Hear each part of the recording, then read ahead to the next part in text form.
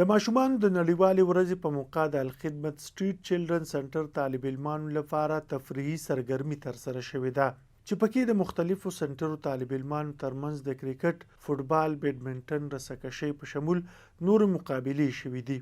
مونږ خو جوائنټمنټ کوو، نن چلډرن ډے مناوو، دلته مونږ کلب هم وکړو، فرشنس هم ملاویږي، کرکټ هم وکړو، هر څه وکړو او د هغې د طرف نه مونږ ته هر څه ملاویږي.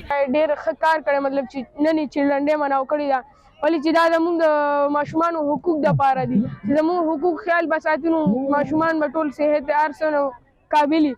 او بل دا چې نن مختلف ګیمونه وشو، ډېر کسانو پکې کم ګیم وګټلو، کم ګیم وګټلو. د یادې ادارې صوبایي صدر خالد وقاص تر مخه دا وخت په ټوله صوبه کې هغوی د بې اسرې ماشومانو په 14 مرکزونو کې خواوشا 200 زده کوونکي د تعلیم اړخ ته مایله کوي. जैसा कि आपको मालूम है कि आज 20 नवंबर है और 20 नवंबर वर्ल्ड चिल्ड्रन डे के नाम से मनाया जाता है। ये दिन इस मुनासिबत से मनाया जाता है कि तब तमाम दुनिया के तमाम बच्चों को उनकी बुनियादी सहूलियात मिल सकें, मैसर हो सकें। जैसा कि आपको मालूम है कि पाकिस्तान में हर जगह पे माशरे में हमारे ऐसे बच्चे हमको मिलते हैं जो जगह जगह पे कूड़ा करकट और इकट्ठा करते हैं, खानों में काम करते हैं और भीख मांगते हैं।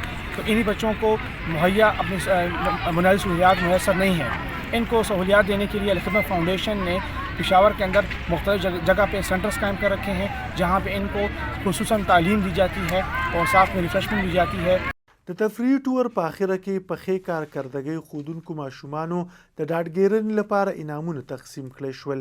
حضرت یوسف، وحدت نیوز، پېښور.